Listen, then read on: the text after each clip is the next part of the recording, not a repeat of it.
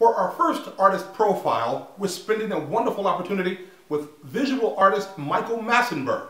I'm Michael Reel, and this is REELURBANNEWS.com.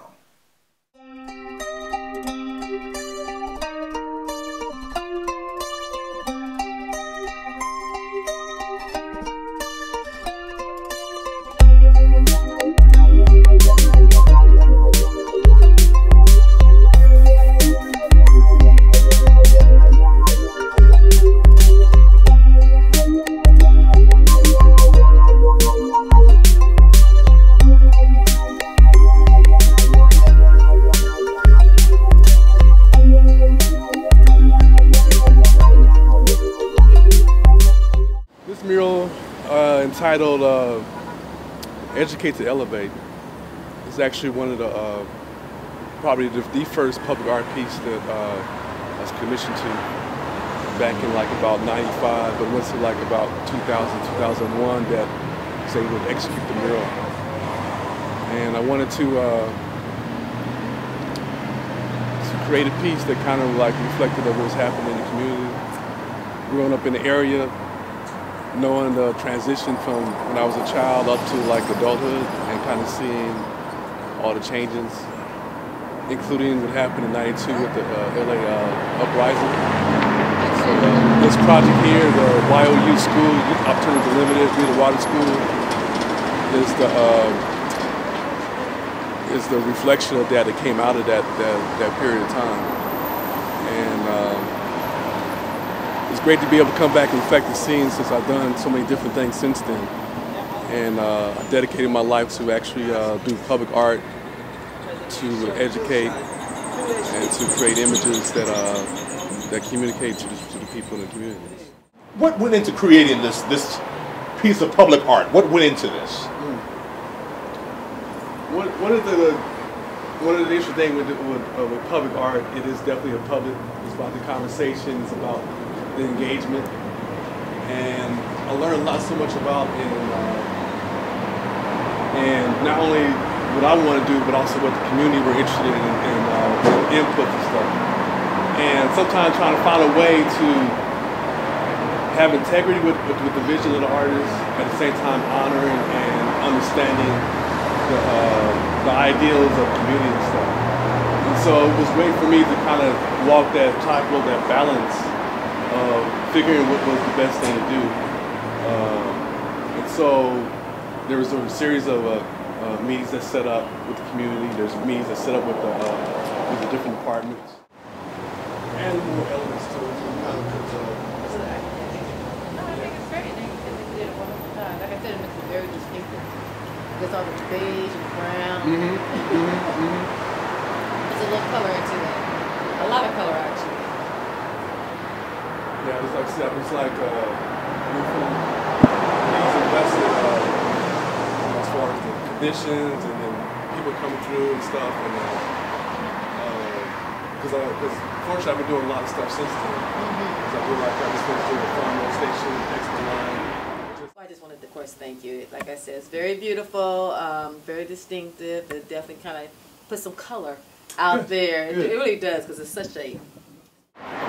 What are we seeing here? What do these spaces represent?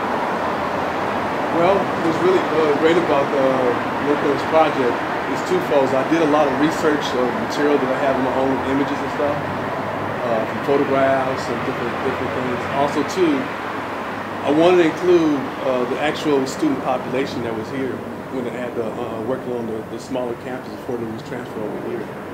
And so I went there, took pictures, random pictures, and I wasn't really looking for anything specific, but just captured a moment of and showing the diversity of the students that were living and going to school here in the community. Michael, how do you create public art in a neighborhood that is clearly and very visibly going through transition in terms of demographic change and as well as economic challenges? How do you create a beautiful masterpiece for these challenging? I think the key thing for me is being still connected. Being that I kind of grew up in the area, I grew up on 9th and Figueroa most of my life before I moved, and even after I moved, I'm still not that far. like down the street. And so it's the kind of thing where feeling connected, interacting with people, knowing the history, respecting the history, and at the same time thinking about what the future can kind of unfold, because that's going to be important. And being that it's an area that always has been neglected, I think it's important to create something that's going to bring not only just beauty, but also bring conversation and maybe bring ideas to kind of like, to think about something other than the conditions that we grew up in. I'm also thinking about perhaps your responsibility as an artist, as a creator, and as a child of this community. How responsible are you in terms of giving back and inspiring through your art? For me, that's important. That's probably one of the driving forces, because there's artists who make art for art's sake, but for me and for a lot of people that I work with through the years, art can make an impact. It can be a tool for social change, for ideas and stuff. For others, it might seem idealistic, but I have seen what art has done in the classroom. I've seen when it's done as far as image-wise, as far as in the environment. And if people get angry, or people get sad, or people can cry, or can laugh, or they can smile, then you affected a change.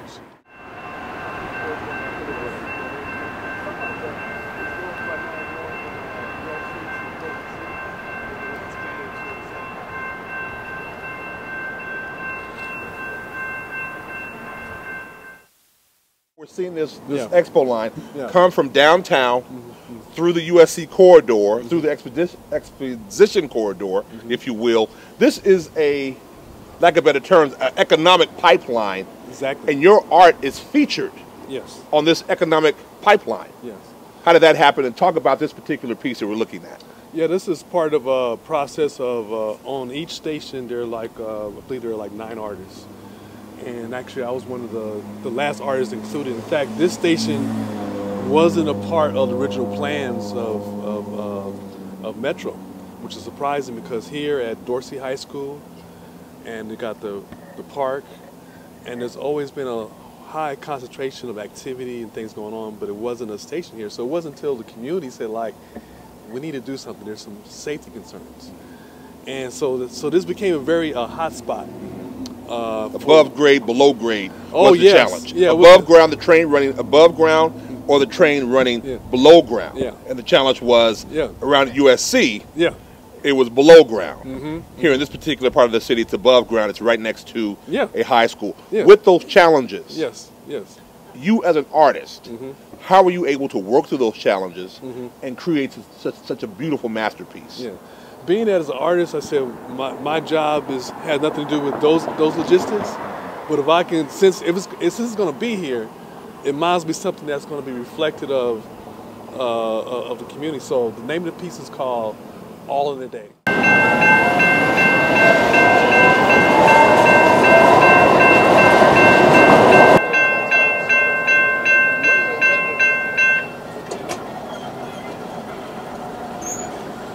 How did you come up with the name All in a Day? Well, I wanted to just make it something simple, something that people can relate to, everyday activities. It's about the people, it's about the community. So I've done a lot of different subject matters where it's about like historical periods, but this is about people in the community. And that's important as an artist, to capture the essence of the community and the people. Yes, it's very much. In fact, quite a few of the images are actually actual people who either work or live in the area. I highlighted some people who I know that were, had connections to the school, like Dale Davis, who was art instructor for many years here at Dorsey High School, so he's featured in the mural. A number of other people and stuff. So those are the kind of things that are important to me, to kind of highlight that to everyday people. How many panels are here? There are 12 panels, front and back.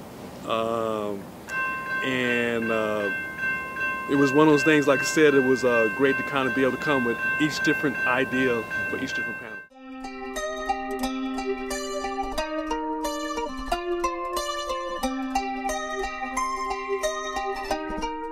Michael, what is a visual artist? For me, a visual artist is a person who interprets, tells stories about experiences, feelings about ideas, concepts, a form of communication. That's what a visual artist is for me. Here in Los Angeles, you have quite a few public showings, public places. Mm-hmm. Talk about the places where we were today. Yeah, the Farmdale Station, Expo Line, which opened in 2012, which is Dorsey High School in Rancho Cienega Park. Then also Y.O.U, Youth Opportunities Unlimited, Reader Water School on Manchester, Vermont. So those are just a few of the spots that we went to today that was really, really important for me. Just describe, what is this? These right here are a series of boxes. I have a fascination with working with three-dimensional form and with a thing called assemblage, which is using found objects. A lot of my early training and learning art was through at the Watts Towers Art Center under the direction of John Otterbridge, and also to influenced by artists by like him and David Hammonds and Noah Purefoy.